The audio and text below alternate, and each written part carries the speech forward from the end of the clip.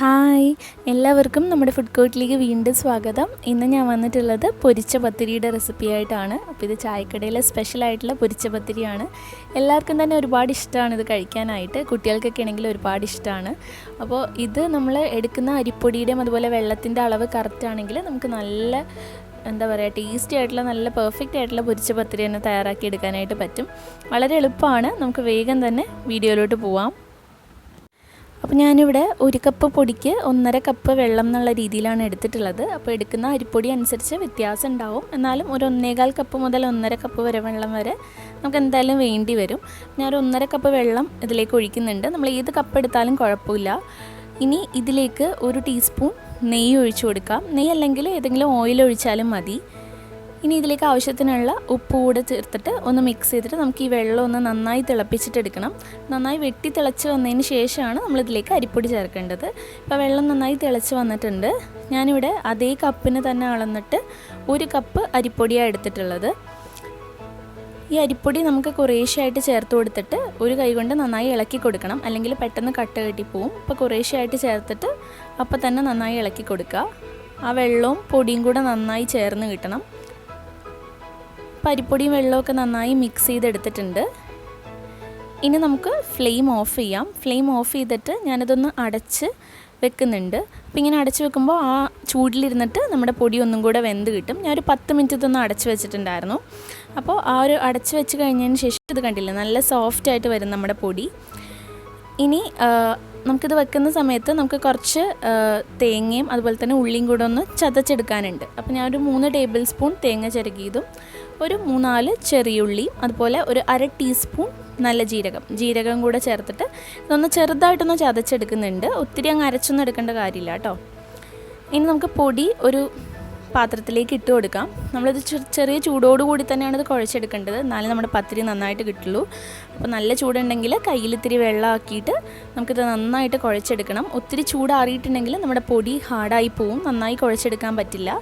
അപ്പോൾ ആ ചൂടോടുകൂടി തന്നെ ഒന്ന് കുഴച്ചെടുക്കാൻ നോക്കുക.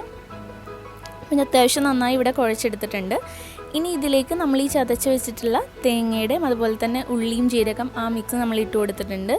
അതുപോലെ അതിൻ്റെ കൂടെ ഞാനിവിടെ 1 ടീസ്പൂൺ എള്ള് കൂടെ ചേർക്കുന്നുണ്ട്. നിങ്ങൾക്ക് എള്ളല്ലെങ്കിൽ കരിഞ്ജീരകം ഇതിലേക്ക് ചേർത്ത് കൊടുക്കാം. ഞാനിവിടെ എള്ളാണ് ചേർത്തിട്ടുള്ളത്. എന്നിട്ട് ഇതെല്ലാം കൂടെ ചേർത്തിട്ട് ഒന്നുകൂടെ ഒന്ന് കുഴച്ചെടുക്കാം. ഇപ്പോൾ നന്നായി ഇവിടെ കുഴച്ചെടുത്തിട്ടുണ്ട്. ഇനി നമുക്കിതൊന്ന് പരത്തിയെടുക്കണം. അപ്പോൾ ഞാനിവിടെ ഇതൊരു കൗണ്ടർ ടോപ്പിൽ ഇട്ടിട്ടാണ് പരത്തിയെടുക്കുന്നത്. അപ്പോൾ പരത്തിയെടുത്തിട്ട് മുറിച്ചെടുക്കുന്നതാണ് കുറച്ചും കൂടെ എളുപ്പം. നമുക്ക് കുറച്ച് പൊടിയൊന്ന് ഇട്ട് കൊടുക്കാം. പൊടിയൊന്ന് ഇട്ട് കൊടുത്തിട്ട് നമുക്കൊരു ചപ്പാത്തിയുടെ വടി വെച്ചിട്ടൊന്ന് നന്നായിട്ടൊന്ന് പരത്തിയെടുക്കാം. പിന്നെ ഇത് ഒത്തിരി കനം കുറച്ച് പരത്തരുത്. പത്തിരി എന്ന് പറയുന്നത് നമ്മൾ കണ്ടിട്ടില്ല, കുറച്ചൊരു കട്ടിയിലാണ് ഉണ്ടാവുക. അതുകൊണ്ട് കുറച്ച് കട്ടിയിലാണ് ഇത് പരത്തിയെടുത്തിട്ടുള്ളത്. ഇനി നിങ്ങളുടെ അടുത്ത് കുക്കി കട്ടറൊക്കെ ഉണ്ടെങ്കിൽ അത് വെച്ച് കട്ട് ചെയ്യാം. ഞാനിപ്പോൾ ജസ്റ്റ് ഇതുപോലൊരു പാത്രത്തിൻ്റെ ഒരു മൂടി വെച്ചിട്ടാണ് ഇതൊന്ന് കട്ട് ചെയ്യുന്നത്.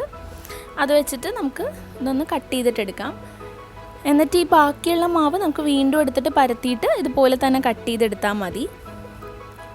ഈ ഒരു രീതിയിലാണ് കട്ട് ചെയ്തെടുത്തിട്ടുള്ളത്. കുറച്ച് കട്ടി വേണം നമ്മുടെ പത്തിരിക്ക്, എന്നാലേ നന്നായിട്ട് വരുള്ളൂ.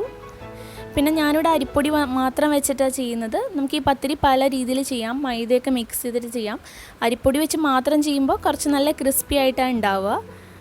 അപ്പോൾ അതാ നമ്മുടെ പത്തിരി എല്ലാം ഇവിടെ റെഡി ആയിട്ടുണ്ട്. ഞാൻ ഈ രീതിയിലാണ് എടുത്തിട്ടുള്ളത്. ബാക്കിയുള്ള മാവ് ഇതുപോലെ കൈവച്ചിട്ട് ചെറിയ പത്തിരിയാക്കി എടുത്തിട്ടുണ്ട്. ഇനി നമുക്കിത് ഫ്രൈ ചെയ്തിട്ടെടുക്കാം.